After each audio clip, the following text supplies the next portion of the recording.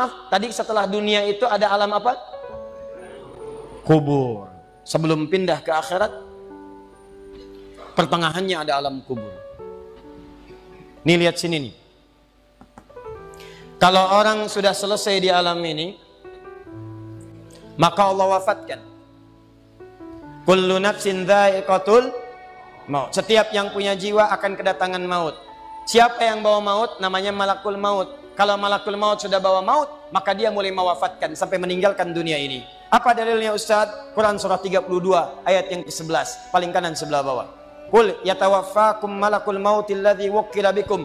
Kata Allah, katakan Muhammad kepada semua umatmu, setiap yang punya nyawa itu akan diutus malakul maut untuk mencabut nyawanya. Datang maut, makanya orang yang belum meninggal, yang belum dicabut, namanya disebut oleh Al-Quran dengan nama mayitun. Nih, ada ya-nya, ada taknya. Ya-nya ada tasdidnya begini. Mayit. Kalau ada tasdid berarti artinya CM, calon meninggal. Di antum jangan tersinggung kalau dikatakan mayit ya. Iya. Sama dengan ustad. Iya. Innaka mayyitun wa innakum mayyitun. Engkau mayit, mereka pun mayit. Engkau akan wafat, mereka pun wafat. Cuman Allah membedakan waktu-waktu wafatnya. Barangkali tidak sama semuanya. Bisa antum duluan, saya belakangan, mungkin. Atau mungkin juga ditukar, jangan salah, bisa ditukar. Saya belakangan, antum duluan, bisa.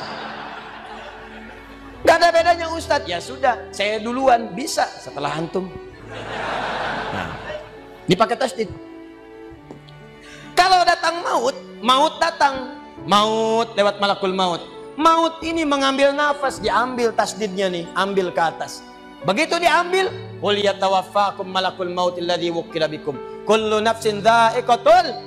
Ya ayyatuhan nafsul mutmainnah, sesuatu yang tenang. Dalam bahasa Arab disebut dengan sukun. Sukun itu tenang, alamatnya sukun bulat. Ini bulat dalam ilmu loghah. Bulat jadinya, hilang tasdidnya. Maka kalau mayit itu artinya nyawanya sudah tidak ada. Mayitun masih ada nyawa, diambil malakul maut jadi mayitun. Nih alam kubur. Begitu pindah ke sini, datang malakul maut, dicabut nyawanya, maka diwafatkan, ditinggalkan dunia ini. Maka orang mengatakan telah meninggal dunia. Artinya apa? Ditinggalkan dunianya. Lihat sini, fokus. Karena alam kubur beda sifatnya dengan dunia, lain tempatnya, lain keadaannya, maka lain pula bekalnya. Jangankan alam kubur, beda tempat di dunia saja sudah beda keadaannya. Anda orang Indonesia ingin datang ke Malaysia, kalau bekalnya tidak ada Anda bawa, tidak akan mungkin Anda bisa masuk. Apa di antara bekalnya? Ada paspor yang mesti distempel begitu masuk imigrasi. Pergi lebih jauh lagi, misalnya saya pengen ke Australia, maka Anda harus ngajukan untuk mendapatkan visa. Lebih jauh ke Amerika, visanya bisa lebih sulit lagi. Maka bagaimana dengan alam kubur yang sifat keadaannya beda dengan dunia? Makanya bekalnya pun tidak akan sama.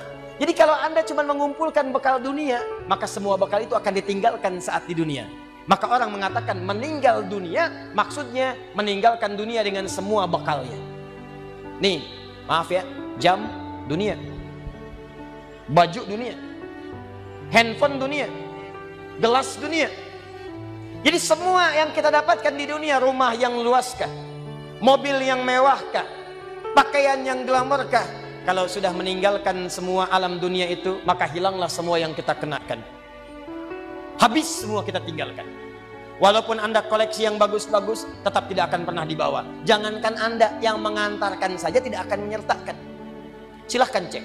Anda punya koleksi mobil paling bagus, apakah saat wafat dikuburkan dengan mobilnya? Tidak. Anda punya handphone paling mewah, kenangan tingkat tinggi. Di handphone itu suka dipakai bikin status tentang hadis, tentang ayat, tentang tafsir. Tiba-tiba ketika akan wafat, Anda wasiat kepada istri Anda tercinta. Mama, ini handphone kesayangan Papa, handphone bekal ibadah. Tolong kalau meninggal, kuburkan dengan handphonenya. Kalau Mama kangen, di sekolah aja. Mustahil. Tuh air, mereknya Bengkulu Fillah. Nikmat di dunia. Tapi apakah ketika masuk ke alam kubur dibawa? Tidak. Selesai. Maka bagian pertama, Anda mesti sadar, ini yang mau saya sampaikan. Dan dari sini saya akan lebih fokus kepada apa yang ingin saya sampaikan.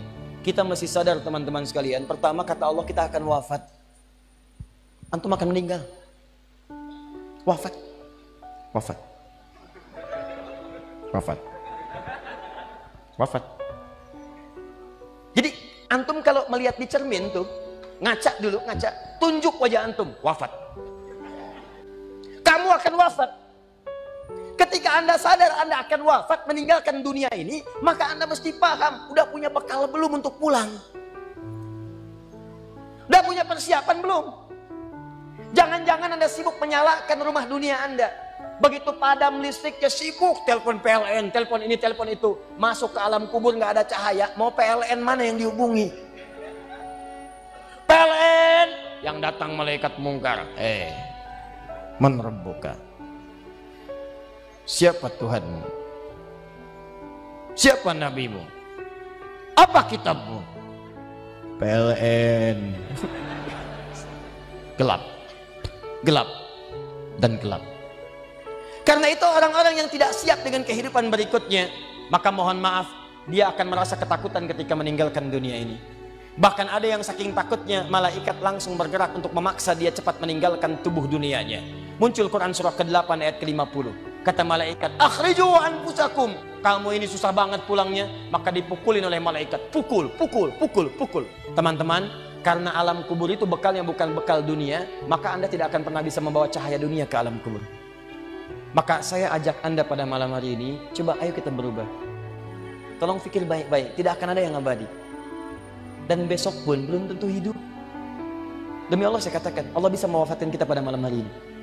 Saya cuma mau tanya sebentar aja renungkan. Tolong tanya pertanyaan saya ini, tanyakan pada diri Anda sebelum tidur. Kalau Allah wafatkan Anda pada malam ini, sudah siapkan Anda dengan bekal pulang Anda kepada Allah. Karena itu hukum mengatakan, orang yang tidak punya bekal, maka dia tidak siap untuk mudik. Tuh lihat Ramadan tuh. Ntar sebentar lagi, tersisa tinggal 2-3 bulan ke depan, datang bulan Ramadan. Begitu di ujung Ramadan, orang semua siap-siap mudik. Demi Allah saya katakan, saya pernah mengadakan survei kecil-kecilan. Saya tanyakan pada sementara orang yang tidak mudik. Saya tanya, kenapa nggak mudik? Ustadz, nggak ada bekal. Dunia saja tidak punya bekal, malu mudik. Tidak punya bekal, susah mudik. Tapi yang punya bekal, oh dia nyari sebanyak-banyaknya. Begitu sebelum berangkat, tiba waktunya raya, dia siapkan. Bahkan ada yang kemudian mencari motor terbaik. Motornya Honda bebek, bekalnya singa. Motornya bebek, bekalnya singa. Karena bekalnya lebih banyak dibandingkan dengan sifat kendaraannya. Kendaraan kecil, motornya modifikasi. Tambah lagi pelepah pisang. Tambah lagi dus 1. Tambah belakang yang lain lagi. Numpuk semua di belakangnya. Dituliskan kemudian tulisan, aku pulang sayang, jemput ya. Masya Allah. Luar biasa. Kenapa? Karena tahu dia punya bekal untuk pulang. Dan yang dikunjungi pun dihubungi terlebih dahulu. Aku mau pulang. Maka yang di sana menyiapkan segala perlengkapan untuk menyambut yang pulang.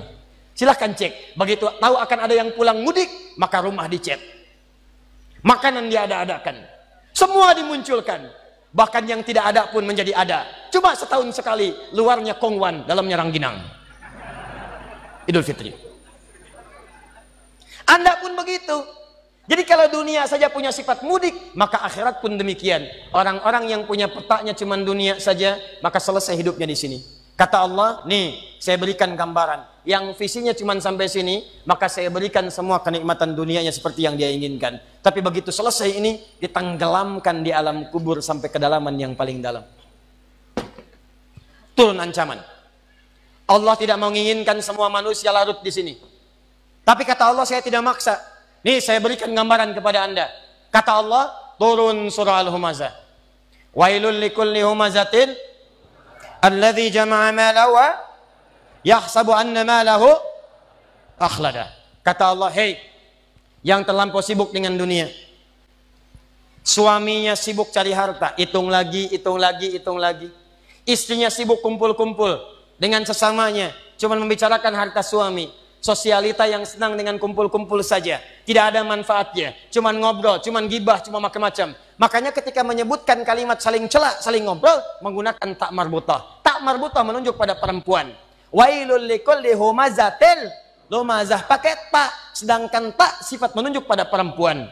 Muslim laki-laki, kalau ingin jadikan perempuan tambah tak di ujungnya, muslimah. Mukmin laki-laki, perempuan mukminah. soim laki-laki, perempuan, wah itu dia. Sesuatu yang kokoh, kuat, berwibawa, mantap, punya tenaga. Makanya tanda-tanda laki-laki pun beda. Punya kumis, laki-laki berkumis, perempuan tidak. Punya wibawa, punya kata-kata yang kuat. Makanya kalau ada laki-laki suaranya sedikit gemulai saja, itu akan kehilangan sifat wibawanya.